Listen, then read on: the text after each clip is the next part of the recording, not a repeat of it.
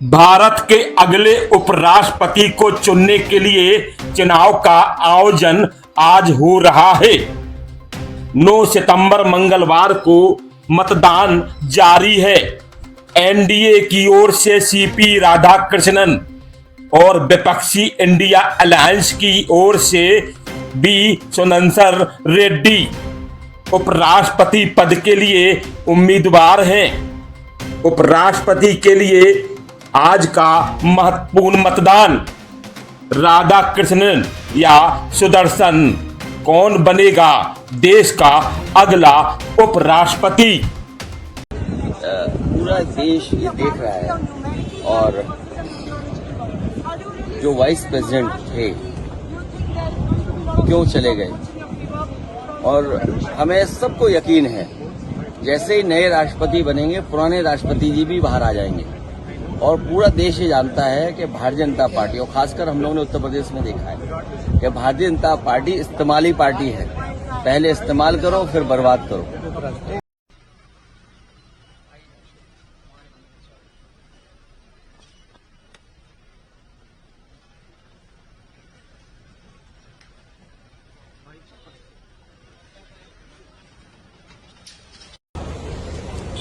आपको कैसे पता? अब अगर आप आंकड़े देखें नहीं, आपको कैसे पता? अगर आप आंकड़े देखें ना, नहीं, आंकड़े तो ठीक है, लेकिन ये वोट तो अंतर आत्मा के उस पर पड़ता है। और दूसरा, पूरा देश ही जानता है कि भारतीय जनता पार्टी इस्तेमाली पार्टी है। पहले इस्तेमाल करो फिर बर्बाद करो, पहले इस्तेमाल करो फिर बर्बाद करो। वही हमारे वाइस प्रेसिडेंट जो खोए हुए हैं उनके साथ भी यही हुआ। रख लीजिए उनके पहले। आज शाम तक भारत के अगले उपराष्ट्रपति को चुनने के लिए जो तस्वीरें देश की जनता देखना चाह रही है वह स्पष्ट हो जाएंगी। 9 सितंबर मंगलवार है। आज एनडीए के ओर से सीपी राधाकृष्णन और विपक्षी इंडिया अलायंस की ओर से भी सुदर्शन रेड्डी उपराष्ट्रपति पद के लिए उम्मीदवार हैं। उपराष्ट्रपति के चुनाव आज जारी हो गए हैं। राधाकृष्णन या सुदर्शन, कौन बनेगा देश का अगला वाइस प्रेसिडेंट। देश बिल्कुल टिकटिकी लगाए हुए टीवी स्क्रीन, मोबाइल स्क्रीन पर, अखबारों की एजेंसियों पर आंखें गड़ाए हुए हैं। उपराष्ट्रपति पद के लिए मंगलवार को होने वाले मतदान के लिए मंच सज चुका है। राजग के उम्मीदवार सीपी राधाकृष्णन और संयुक्त विपक्ष की कैंडिडेट बी सुदर्शन रेड्डी के बीच कांटे की टक्कर मानी जा रही है। हालांकि भाजपा नीत गठबंधन स्पष्ट बढ़त के साथ अपनी जीत के लिए प्रति आश्वस्त है। दलों की सबसे बड़ी चिंता मतदान से रहने वाले दलों को लेकर है। भाजपा ने साफ किया है कि मतदान से अलग रहने पर इसे विपक्ष को दिया गया वोट माना जाएगा। वही गौरतलब है कि स्वास्थ्य कारणों से उपराष्ट्रपति जगदीप धनखड़ के पद से इस्तीफा देने की वजह से यह देश का दूसरा सबसे बड़ा संवैधानिक पद रिक्त हुआ था। आज 10 बजे से 5 बजे तक शाम को वोटिंग जारी रहेगी। संसद भवन में मंगलवार सुबह 10 बजे से शाम 5 बजे तक सांसद मतदान कर सकेंगे। शाम 6 बजे से वोटों की गिनती शुरू हो जाएगी और देर रात तक फैसला आने की संभावना है। खास बात तो यह है मित्रों की उपराष्ट्रपति चुनाव में मतदान के लिए सांसदों को पार्टी व्हिप से बंधे रहने की बाध्यता नहीं होती है, क्योंकि यह चुनाव गुप्त मतदान प्रणाली के तहत होता है। भाजपा के नेतृत्व वाले राजग और कांग्रेस के नेतृत्व वाले विपक्षी समूह ने चुनाव की पूर्व संध्या पर अपने अपने सांसदों के साथ अलग अलग गोपनीय बैठक की, ताकि उन्हें चुनाव प्रक्रिया के बारे में जागरूक किया जा सके, और मॉक पोल भी आयोजित किए गए हैं। सांसदों को 2 चुनाव लड़ने वाले उम्मीदवारों के नाम वाले मतपत्र दिए गए हैं और उन्हें अपनी पसंद के उम्मीदवारों के नाम के सामने एक लिखकर अपनी प्राथमिकता बतानी होगी। उपराष्ट्रपति चुनाव के नियमों में कहा गया है कि आंकड़े भारतीय अंकों के अंतरराष्ट्रीय रूप में या रोमन रूप में या किसी से भारतीय भाषा में प्रयुक्त रूप में अंकित किए जा सकते हैं, लेकिन उन्हें शब्दों में नहीं लिखा जाएगा। आपको बता दें कि नंबर गेम में राजग आगे की उम्मीद है। उपराष्ट्रपति पद के निर्वाचक मंडल में कुल 788 सदस्य हैं। जिसमें 245 राज्यसभा से हैं और 543 लोकसभा के सदस्य हैं। इसके अलावा राज्यसभा के लिए नामित 12 सदस्य भी मतदान कर सकते हैं। निर्वाचक मंडल की मौजूदा स्थिति में 781 सदस्यों की है। वर्तमान में राज्यसभा में 6 सीटें और लोकसभा में 1 सीट रिक्त है। इसकी वजह से जीत के लिए 391 यानी 391 वोटों की जरूरत होगी। राजग के 425 सांसद हैं, जबकि विपक्ष के खेमे में 324 सांसद हैं।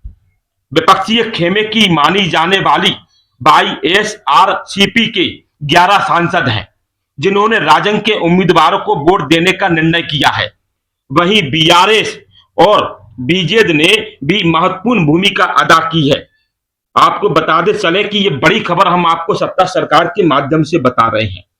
राजग के उम्मीदवारों को वोट देने का निर्णय 11 जो सांसद हैं वाईएसआरसीपी के, उन्होंने लिया है। वहीं बीआरएस और बीजेड ने मतदान से अलग रहने का फैसला किया है।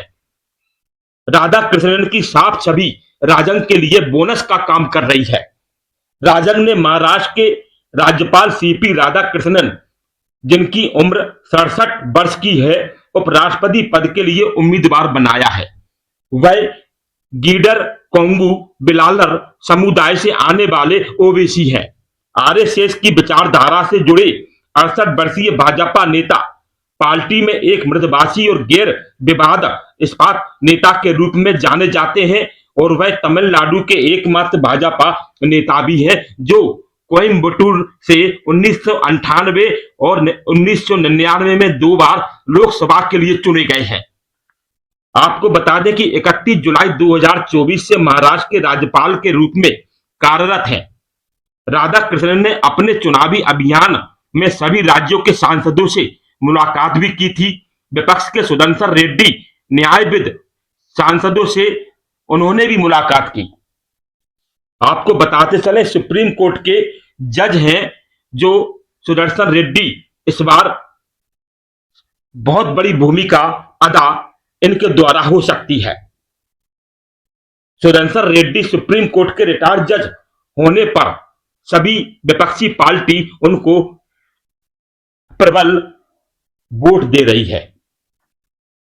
आपको बता दें कि 79 वर्षीय बी सुदर्शन रेड्डी जुलाई 2011 में सुप्रीम कोर्ट से सेवानिवृत्त हुए थे और एक न्यायविद है। काले धन के मामलों की जांच में ढिलाई बरतने के लिए वह तत्कालीन केंद्र सरकार की आलोचना भी अपने मुख से कर चुके हैं। साथ ही उन्हें कई ऐतिहासिक फैसलों के लिए जाना जाता है। उन्होंने नक्सलियों से लड़ने के लिए संवैधानिक पद घोषित किया था। आंध्र प्रदेश हाई कोर्ट में न्यायाधीश और गुवाहाटी हाई कोर्ट के मुख्य न्यायाधीश भी रह चुके हैं। साथ ही तेलंगाना में जातिगत सर्वेक्षण से जुड़ी कमेटी का नेतृत्व कर चुके हैं। ईवीएम से मतदान क्यों नहीं? राष्ट्रपति पद के चुनाव की मतदान प्रणाली लोकसभा और विधानसभा चुनाव से किया जा सकता है। राष्ट्रपति और उपराष्ट्रपति के चुनाव एकल संक्रमणीय मतदान के माध्यम से अनुपातिक प्रतिनिधित्व प्रणाली के अनुसार होते हैं। इसमें हर मतदाता उतनी ही वरीयता दर्ज कर सकता है जितने उम्मीदवार चुनाव मैदान में होते हैं। मतपत्र के स्तंभ में आपको बता दें 2 में दिए गए स्थान में उम्मीदवारों के नामों के सामने वरीयता क्रम में 1, 2, 3, 4 आदि दर्ज करके अंकित की जाती है। अधिकारियों के मुताबिक ईवीएम इस मतदान प्रणाली के मुताबिक डिजाइन नहीं की गई है। आज शाम तक देश का उपराष्ट्रपति कौन होगा, तस्वीर साफ हो जाएगी। देखते रहिए सत्ता सरकार।